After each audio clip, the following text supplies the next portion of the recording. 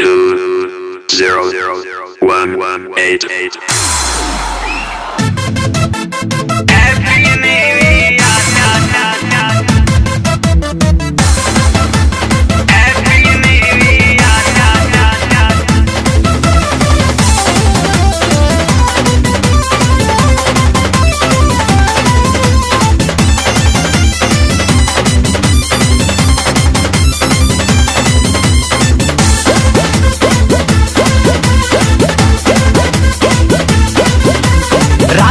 सब केहू जागी 200 के चंदा लागी 2000 भरी जुर्माना नया साल में घर जे भागी पीछे खेतानी में पार्टी होई कहने तनिक लिया तो खा के मुर्गा पी के बियर बोलल जाई हैप्पी न्यू ईयर।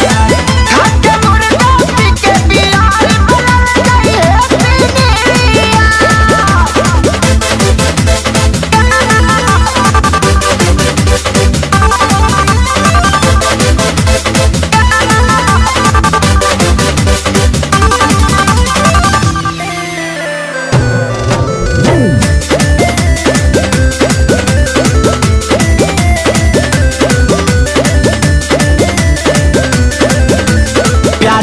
लई है मसाला लहसुन प्याज मरीच काला कोई खा लई है श्याम देहाती पवन के घरे पठाला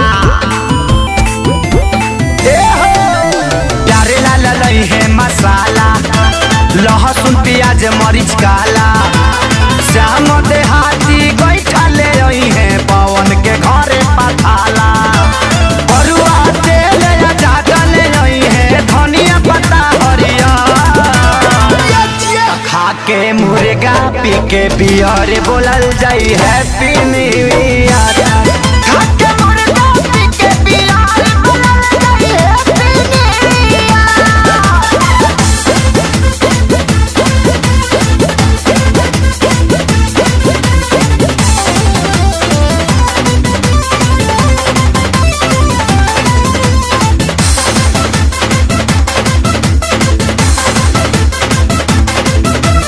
सोनू लई है पतीला मुर्गा खेसारी देसीला हो पंकज भैया आटा ले रही है आशीष तू करी हो न गीला आटा बियर से सुनाई।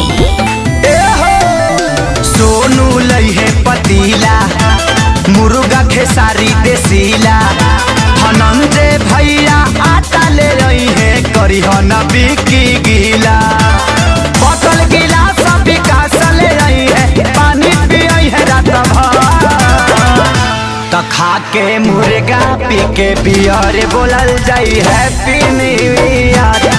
खा के मुर्गा पी के बियर बोलल जाई happy new year. Happy new year भाई लोग।